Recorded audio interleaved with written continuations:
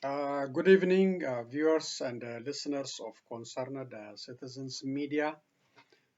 Thank you again for joining me. I always appreciate your taking part on Concerned Citizens Media. Thank you so much. So today is February 23rd, 2022. I have some news to share with you. So there is an alarming situation, as you know, in between Russia and Ukraine. So I have a speech by United Nations Secretary General Antonio Guterres, a serious warning about that one. Also, I have a report on Amhara atrocities, Amhara militia atrocities in Western Oromia region.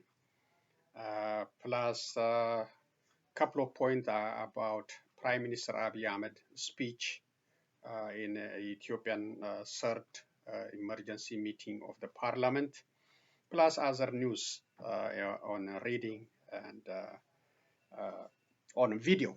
Thank you again for joining me. So let's get started with a report on Amhara militia atrocities in Western Oromia region. So if you follow different news outlets, the reality on the ground reported in different way. Every day, if you follow Ethio 360 or other news, they are talking about Amharas, being killed, displaced, all the time, all the time. They never talk about this report written by Addis Standard.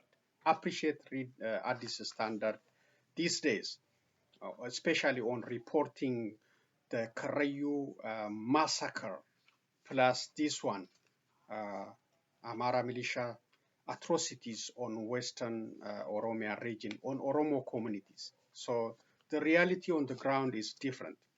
And these media don't want to talk about these realities. They want to talk about Amhara as are the victims. So let's read. It's a 4-page analysis or report on that region. I will try to just read it quickly.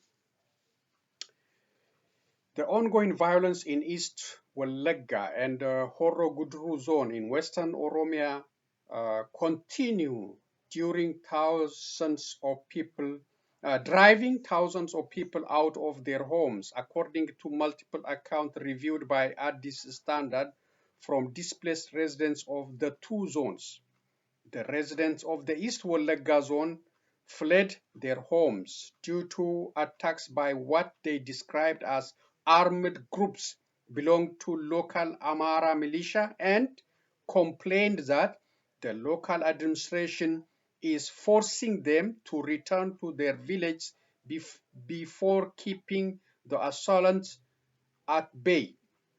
Similarly, the residents of Abiy Dengoro Warada in the Horo Guduru zone told Addis Standard that about 30 people, including women and children, were killed by Amhara armed groups on the morning of Saturday, 12 February.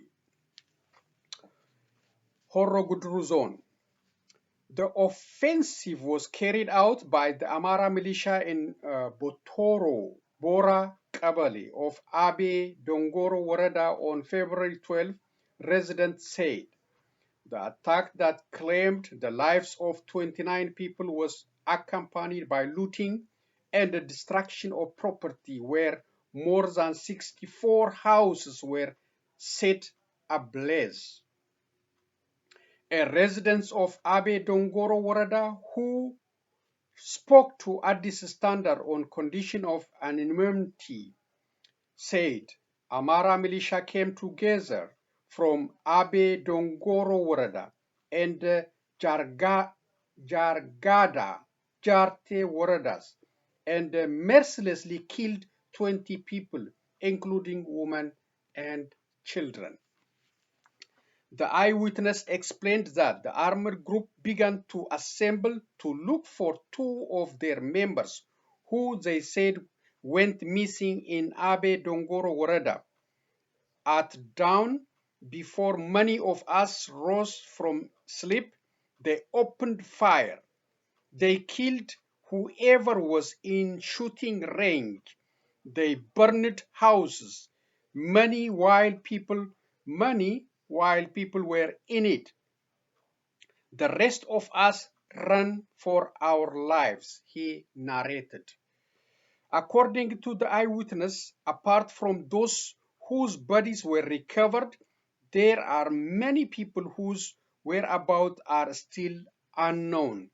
They also took several young girls and women by force, he added. Another resident of the Woreda, who is also a survivor of the attack, said, I wake up to gunshots, houses burning around me, and people running for their lives. I immediately took my family and escaped. He added, my house was burned with all of my belongings in it. They also stole 16 heads of cattle from me. The eyewitness explained that the majority of the victims were children, women, and the elderly. We have buried 19 people and have since found two bodies, he recalled, adding, I heard that they found the heads of 9 people in other places. The survivor, who spoke to Addis Standard while he was in hiding, said, we plead that security forces come to our rescue. Even though our houses were burned, we want our stolen properties to be returned so that we can go back to our village and at least live in tents. We want the culprit to be held. The residents say that neither the local administration nor security forces try to address the violence, leaving them in fear of imminent attacks as they sought refuge in adjacent Kabyles. Addis Standard's attempt to speak to the administrator of the Abe Dongoro Woreda, Borisa Haile, and the head of the Woreda's Peace and Security Bureau, Adunya Wakoya, were to no avail. East Wallagga Zone. Earlier in January, the Oromia regional government said that over 128,000 people were displaced from Guto Gida Woreda of the East Wallagga zone by violence instigated by an Amharic-speaking radical armed group. The violence allegedly perpetrated by this armed group has since spread over to more woredas in East Wallagga zone.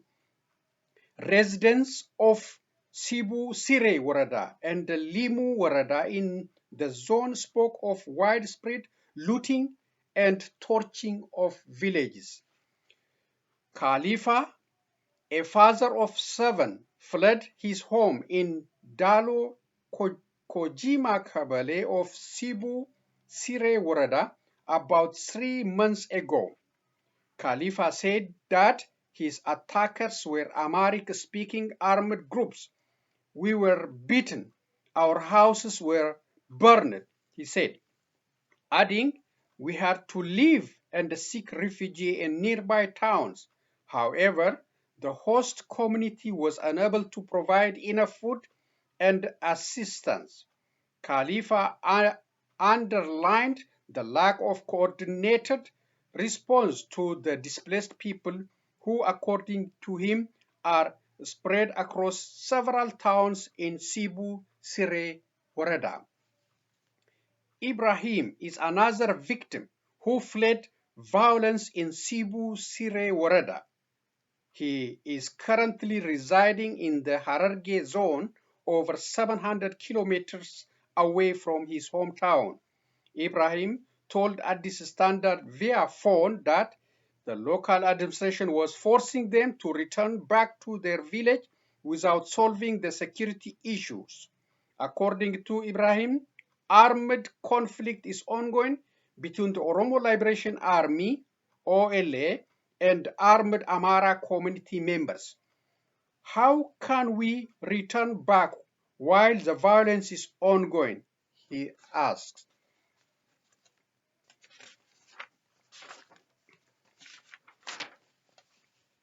Both victims of the ongoing violence estimate that more than 14,000 people were displaced from Cebu Sire Worada alone. The local administration and the security personnel are forcing displaced people where there is active armed combat, according to Ibrahim and Khalifa. We were told to protect ourselves with the traditional armament we have at hand, said Khalifa. The zonal and Warada administration were not available for comment. Limu Warada, another Warada in the East Wallagga zone, witnessed alleged attacks perpetrated by militias who were described by residents as Amharic speaking. A resident who spoke to Addis Standard on condition of anonymity for fear of reprisal said, on the early morning of January 24, militants who spoke Amharic launched an attack on our village.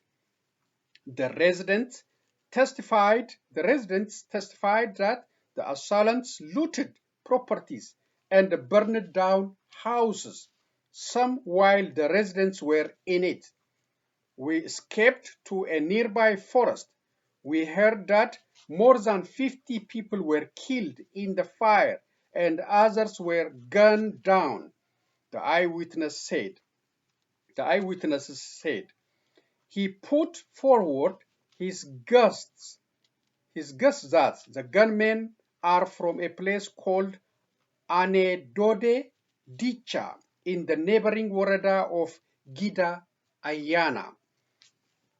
Like the IDPs from Cebu Sire Waradas, Limu Warada residents whose houses were burned to ashes with their loved ones in it complained of negligence by the local administration. The residents of Limu Warada said, I lost 3 of my children. We are hiding in the woods and have nowhere to go. He recalled that the gunmen looted more than 30,000 heads of cattle. Another resident of Limu Warada who spoke to Addis Standard stated that a village called Fit Boko was burned to the ground entirely. The eyewitness attests to the testimony of his counterparts in adjacent waradas, attributing to the onslaught to Amharic-speaking militants. The witness added that there are not any other armed groups in the area other than the said militias. Not even government security forces are found in that area, according to him. Innocent civilians were victims of the attacks.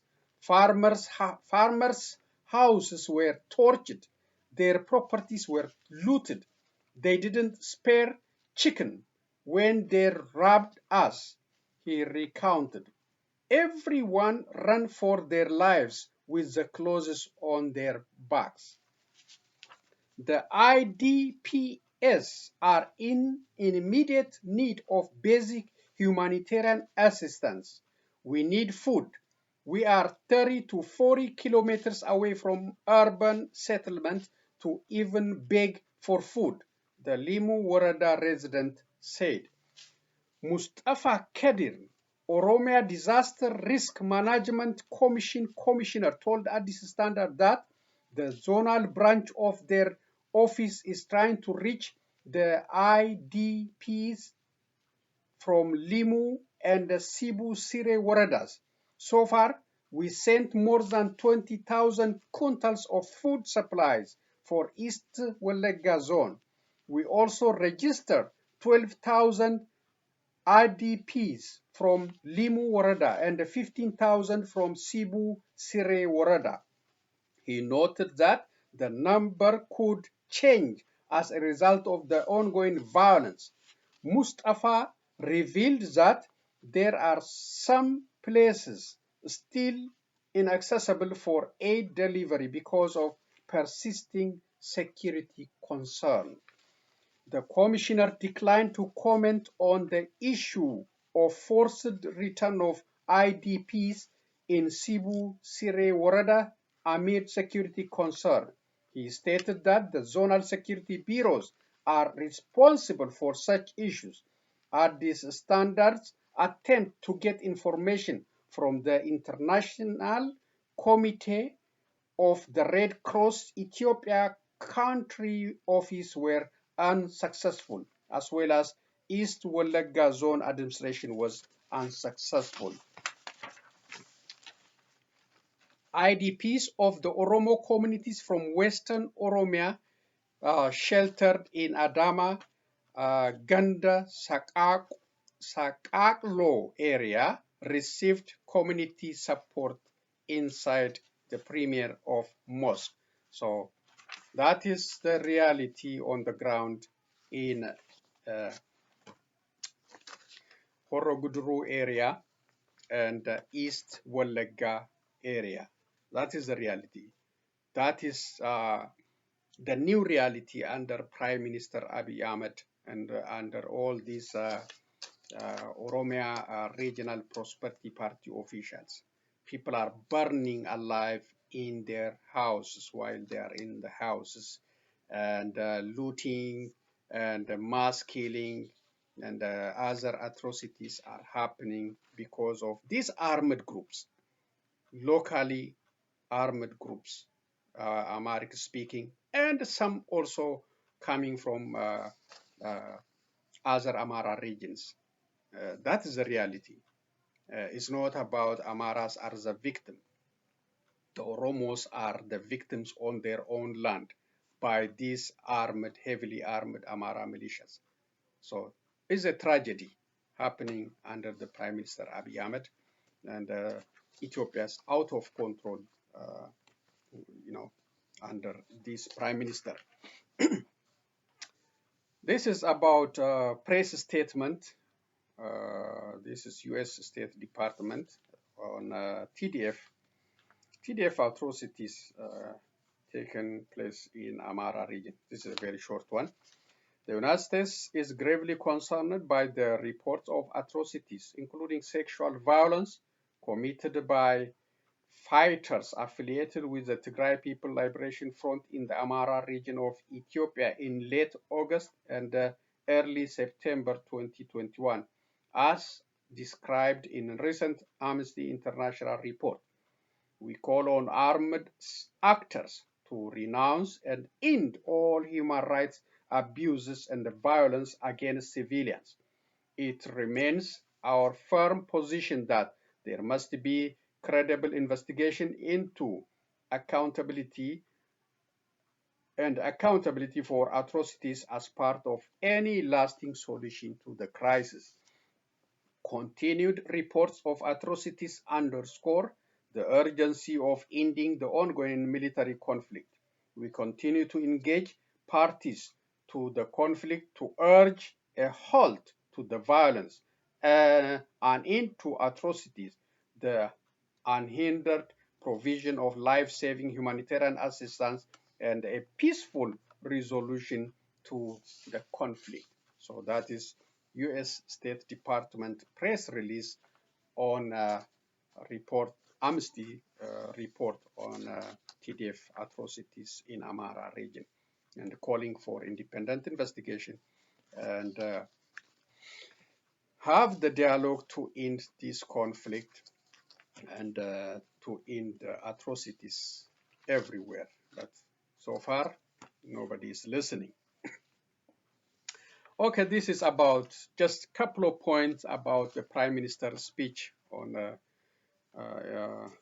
on the questions presented by Parliament. It seems all are censored questions, controlled questions. Some of them looks like maybe given by Prosperity Party. So it's not like true discussion, genuine discussion. These are just censored, except few. So I just mentioned a couple of them. But if you see that speech, the Prime Minister's speech, it looks like the country is in a normal situation. Nothing is urgency, nothing is danger. The one I said, the burning of houses while the people are inside, the looting, the death, the displacement, the drought in that country is nothing for the Prime Minister. That's it, that is the way he handled the crisis. And also the parliament members, admiration, appreciation, clapping the hand. Let me read this. Prime Minister of Ethiopia, Abiy Ahmed, has answered some questions from the third emergency session of the parliament on the suffering of Ethiopians in Saudi Arabia prison cells. The Saudi government actions against Ethiopians in the kingdom are unprecedented. Both legal and illegal Ethiopian immigrants are subject to harassment, torture, mass detention, exposure to improper hygiene, unknown diseases, even food poisoning. Several hundreds of them kept in overcrowded prison cells and surviving on plastic coverings as a clothing. Mothers and children suffered the most. All repeatedly calling on Ethiopian government to save them from these horrible conditions in Saudi Arabia. According to the latest news from the kingdom, the Saudi Arabia authorities are now confiscating vehicles from legal immigrants from Ethiopia and shutting their shops and other businesses they were operating. The answers they received from Prime Minister Abiy Ahmed for their outcries are disappointing.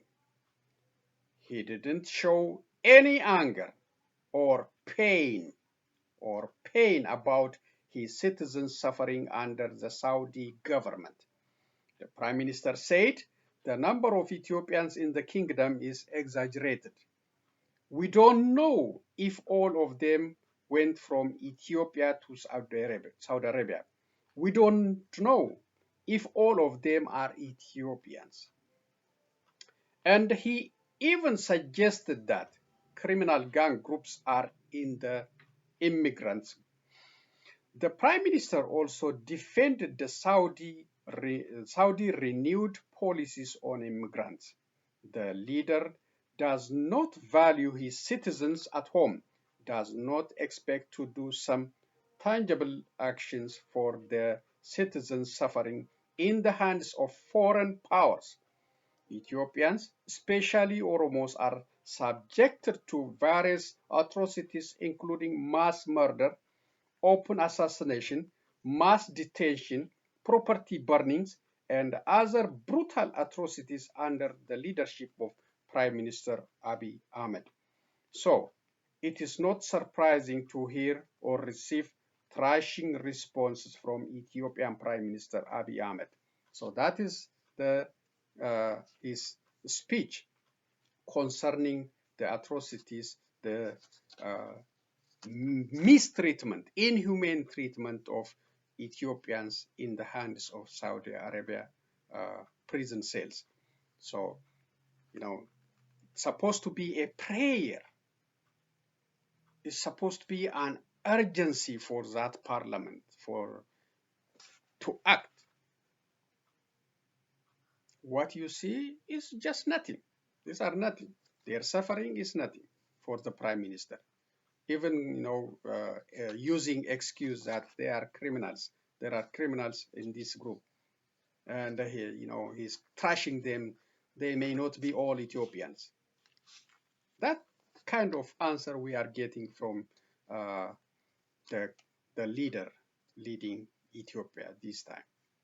No remorse, no pain, no suffering for the citizens, because he is doing the same trashing, the same uh, negligence back home, and all kind of atrocities are happening under his leadership. So that is expected. And all the parliament members are silent on this issue. This is a very serious issue. All religious scholars, religious leaders, and international community, especially the Oromos, everywhere, and even the Oromos back home, and others back home, calling for on Saudi Arabia to treat them fairly, to release them, to leave them alone, and praying for these people, for the safety of these people. It's horrible, the picture coming, the video coming from Saudi Arabia, from that religious center where every year people going there for religious ceremony, and they are treating Ethiopians in such horrible way, inhumane way. The United States, European Union, and other United Nations, African Union never say anything against the mistreatment of Ethiopians in Saudi Arabia. And we are also getting the same bad treatment from the Prime Minister of Ethiopia about these people. So that is the reality. The second one is concerning peace talk with TDF and on upcoming national dialogue. The Prime Minister Abiy Ahmed denied having any peace talks with the Tigrayan Defense Force or TDF, which is already widely reported by United Nations officials and others. For example, mediation between the ruling party in Ethiopia and the TDF has been ongoing in Kenya. This is obvious. We know it. It's already reported in Kenya, Nairobi. So what is the response? They say, no, we are okay to have dialogue if TDF is ready for peace. But he denied about the mediation going on. The mediation talked about by European officials, by United Nations officials, and others. He denied. He can't deny. He did deny about many things before. Is there any penalty? Is there any consequence? No. That's why. Concerning the upcoming national dialogue, he said this national dialogue is not about power sharing. He said, don't even try to undermine his power. He said Prosperity Party won the election, and Prosperity Party will lead Ethiopia for the next remaining 4 years. So this dialogue is, you can talk for the sake of talking, but don't come to my power. That's what he said. That is very clearly said that, it's not about power sharing. Don't think about power sharing. Just talk for the talk of talking. You can discuss whatever you want to discuss, as long as you don't touch my power. So Prime Minister Abiy Ahmed will continue his policy and, do whatever he want to do, because he got everything under his control for now. The security, the military, the financial sector, the justice system, all is under his control. So he will continue messing up the country messing up, destroying the country for the next remaining 4 years. So the dialogue cannot restrain him. The dialogue, the national dialogue cannot challenge him. So what's the meaning of talking? What is the end game? Why even bother if they don't have the power to challenge him, to correct the misleadership, the failure of leadership in that country, the misuse of the justice system, the security forces, the military forces. So what the meaning of talking? What's the end game? It's meaningless, meaningless. So you can talk for the sake of talking, but you have no teeth to challenge this prosperity party and the prime minister. So that is clearly said.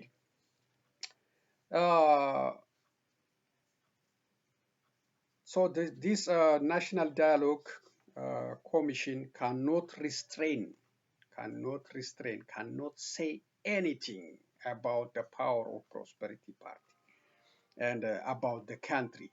Can't say about the country's falling under the leadership of Prime Minister Abiy Ahmed and about the failure of law and order in that country and about alarming drought, war, international failed diplomacy, inflation, ethnic tension, hate among citizens. No, no, no. So some members of the parliament mentioned some issues. One serious concern expressed from Somalia region about the drought. I know it's a very serious drought in Afar, Oromia, Somalia region, and the other areas. But the ones, parliament member representing the Ethio-Somalia region, I have his name. His name is Farah Muhammad, described the dire conditions in the following way about the Ethiopia-Somalia region. The Somalia region is suffering from the worst drought that never happened in the last 40 years. From the region's 11 zones, 10 zones, or from 93 waradas, 86 waradas are under the impact of drought. That means almost the entire Ethio-Somalia region is engulfed by drought. Mr. Farah said that 3 million people are looking for urgent aid. 800,000 livestock died. About 1,100 schools were closed, and 150,000 students impacted due to the closure of these schools. So, what the parliament members did in this meeting, what they did in general, praying for the prime minister's long life, praising him for his achievement, appreciations, rewarding him with multiple clapping of hands and admiration. But the country is dying. The country is, being destroyed by serious drought, war, ethnic tension, inflation, international isolation. But the prime minister is sitting in that chair and, and the parliament are listening as the country is as a normal situation. That is it, out of the reality. Out of the reality.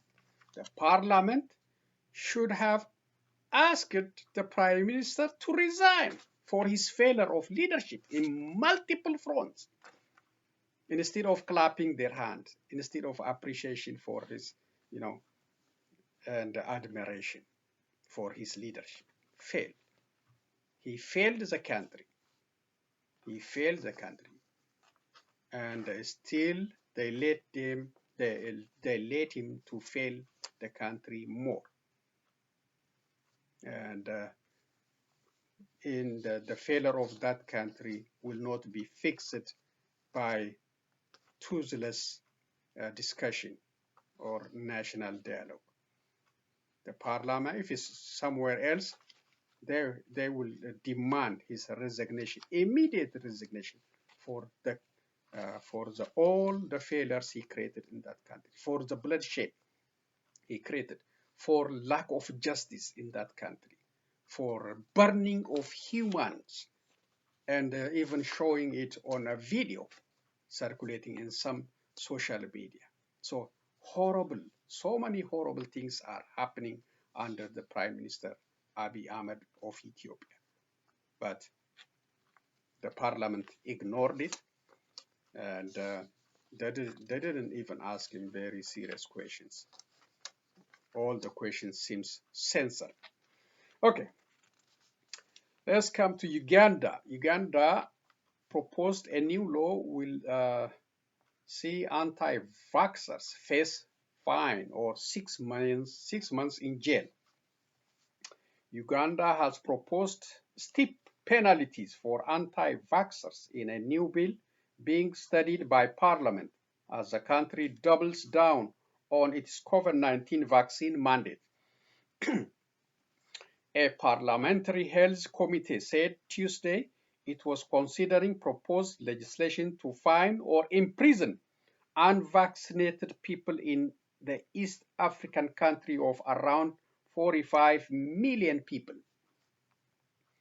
Parliament's Committee on Health has started the consideration of the Public Health Amendment Bill 2021 that, among other things, seeks to ensure mandatory COVID-19 vaccination, the Parliament said in a statement on its website. According to the proposal, those who do not get vaccinated against COVID-19 will be fined shillings, 4 million shillings, around $1,137, or a jail term of 6 months. Uganda has administered around 16 million COVID-19 vaccines since it began inoculation against the virus in March last year. But the country has grappled with a series of lockdowns to manage the pandemic amid misinformation and hesitancy toward COVID vaccines by anti-vaxxers. Uganda reopened for business last month after 2 years of severe containment measures, which had been schools and trading activities shut down.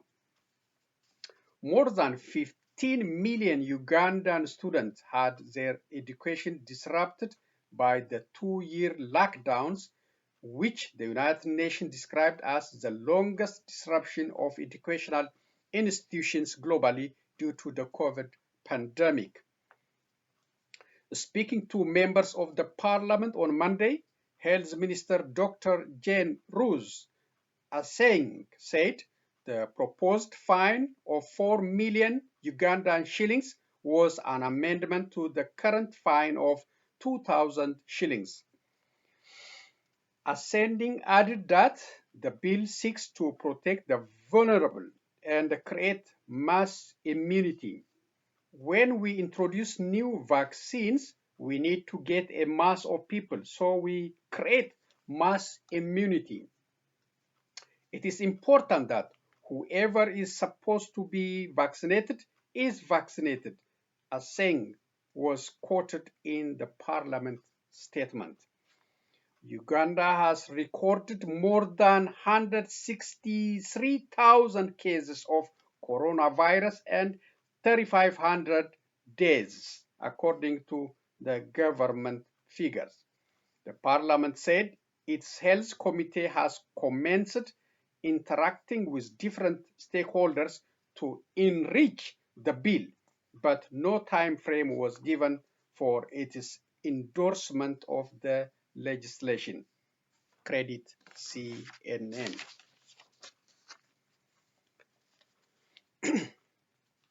Ukraine declares state of emergency, summon citizens home from Russia.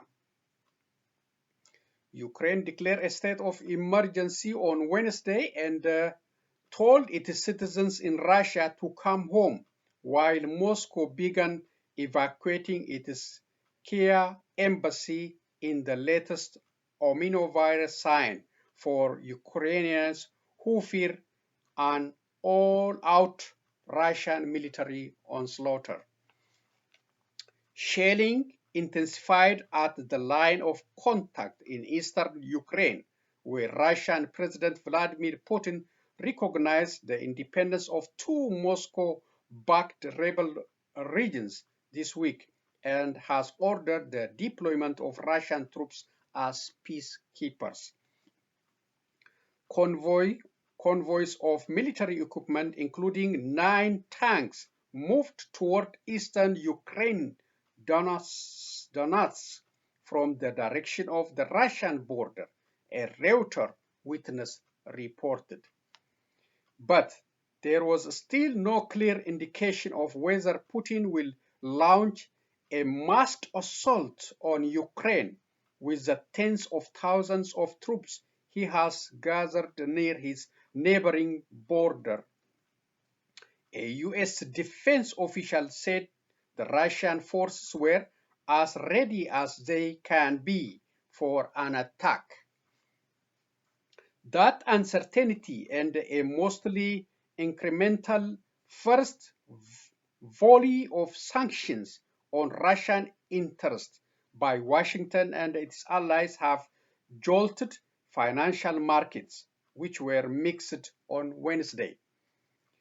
Oil prices reversed their early losses on the day, while global stocks broke a 4-day slide, and demand for safe haven assets warned as when Western leaders and Ukraine await Putin's next move. The ruble fell, although not by much. Predicting what might be the next step of Russia, the separatists, or the personal decisions of the Russian president, I cannot say, Ukraine President Volodymyr Zelensky said. The 30-day state of emergency could restrict the freedom of movement of conscripted reservists, see curbs imposed on the media, and lead of personal document checks, according to a draft text that need to be approved by Parliament. The restriction would come into force from Thursday. The Ukrainian government has also announced compulsory military service for all men of fighting age. Ukrainian government and a state website, which experienced outage in recent weeks, blamed by Kiev on cyber attacks, were again offline on Wednesday. Ukraine Parliament, Cabinet, and Foreign Ministry websites were affected. Moscow denies planning an invasion and has described warning as anti-Russian hysteria, but it has taken no steps to withdraw the troops deployed along Ukraine frontiers. On Wednesday, it took down flags from its embassy in Kiev, having ordered its diplomats to evacuate for safety reasons. Credit Reuters. So that is the situation, the serious situation in between Ukraine and Russia. Very tense, very tense. So let's see a couple of videos and end today's presentation. Thank you again. There we go. The first one is United Nations General Secretary speaking about the situation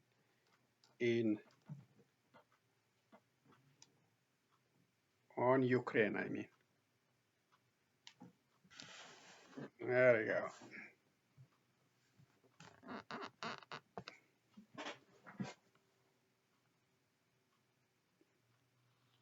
I now give the floor to the Secretary General of the United Nations, His Excellency Antonio Guterres.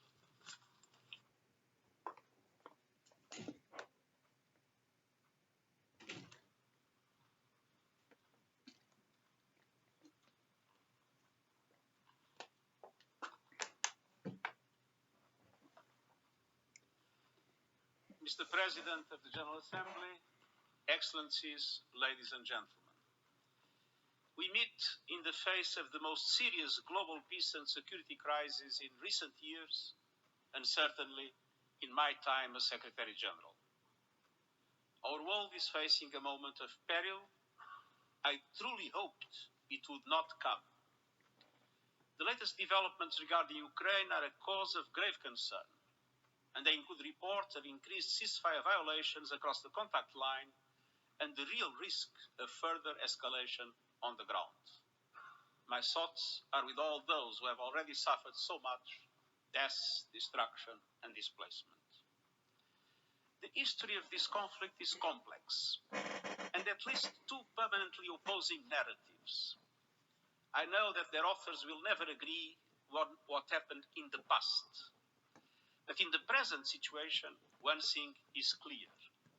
The decision of the Russian Federation to recognize the so-called independence of the Donetsk and Luhansk regions and the follow-up are violations of the territorial integrity and sovereignty of Ukraine and inconsistent with the principles of the Charter of the United Nations. And here in this hallowed hall, I must emphasize that this action is also inconsistent with the landmark resolution adopted by the General Assembly more than half a century ago.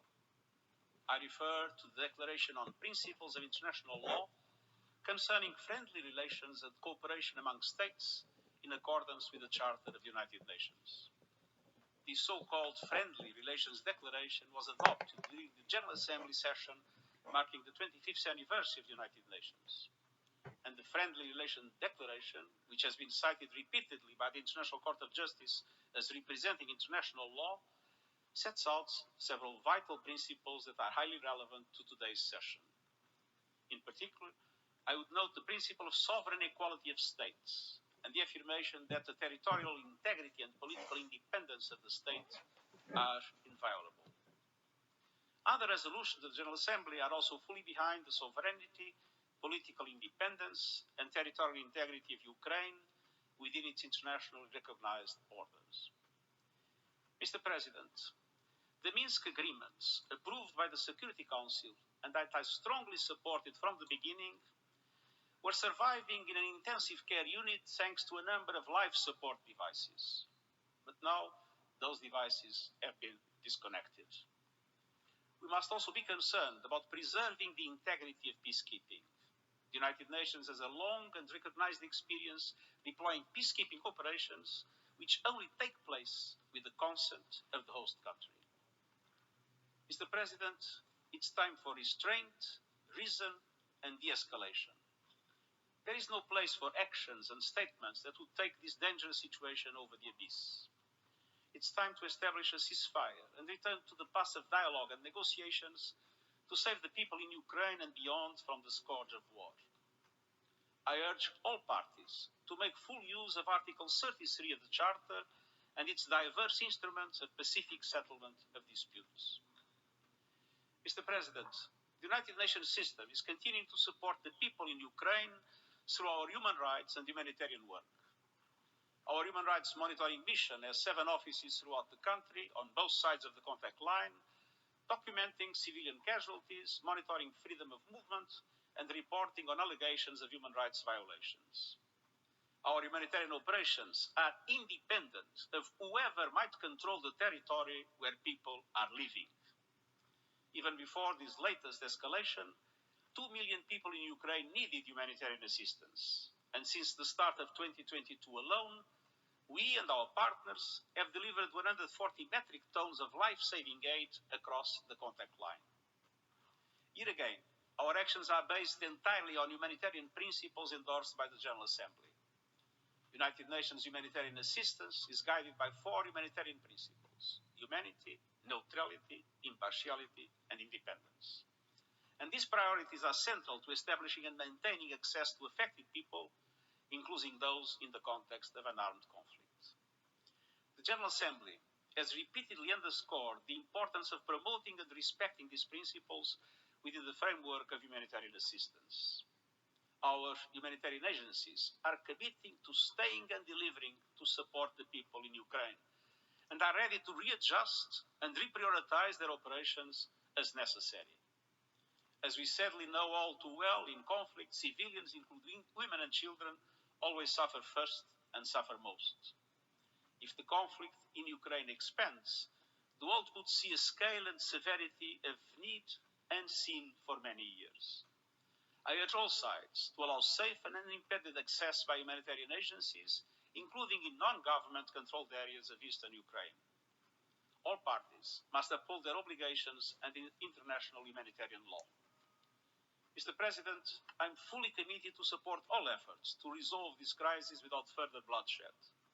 My good offices remain available. We cannot and will not relent in the search for a peaceful solution. Thank you.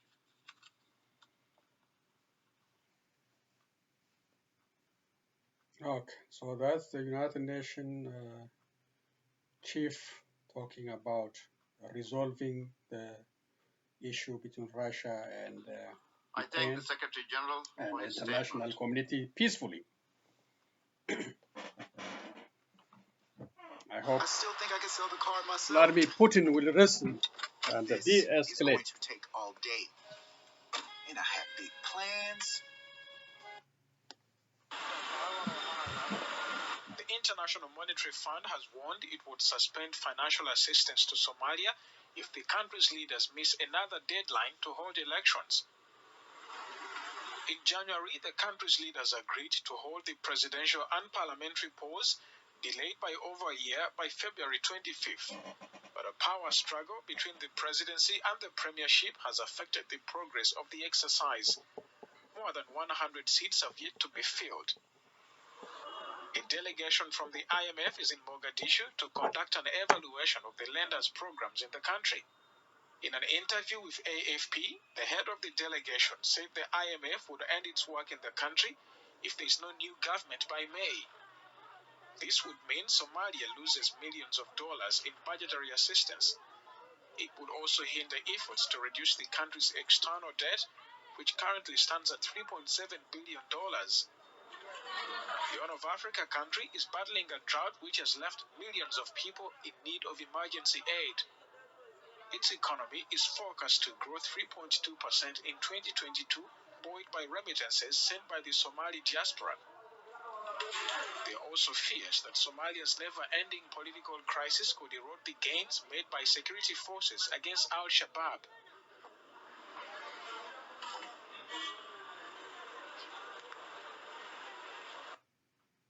It takes Brahim Kaabne around 30 minutes to get to school every Okay, day. this is the last one. Ibrahim is 9 years Last old video and for lives with today. his family in the Rasatin Bedouin community in the occupied West Bank. He's been at this school since it was built 2 years ago. Earlier this month, the Israeli military ordered it to be demolished. For now, 50 students go to school here. To get to the other nearest school, they have to walk over hills. We used to leave home at 6 a.m. and arrive to school exhausted at 8.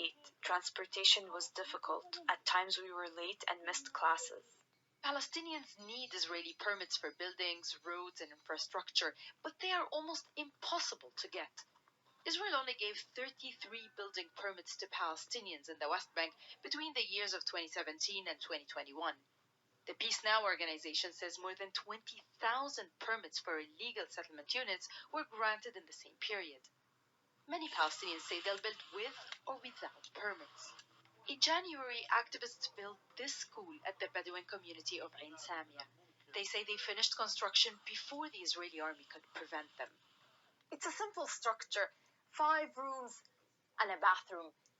Yet for most Palestinians, education is not just about learning maths and languages, but rather the ABCs of living under occupation. Officials tell us that perseverance is the most important part of the curriculum. We don't have factories or natural resources, so our investment is in our children's education. We have no other option. The Atrocities school has also made it easier for girls to continue their education.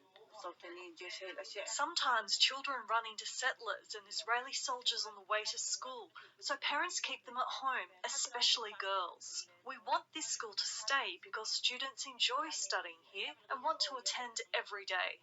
Activists and officials have built 25 schools in defiance of the Israeli restrictions.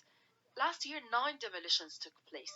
Some were schools demolished for a second time after being rebuilt, and the number of demolition orders is rising.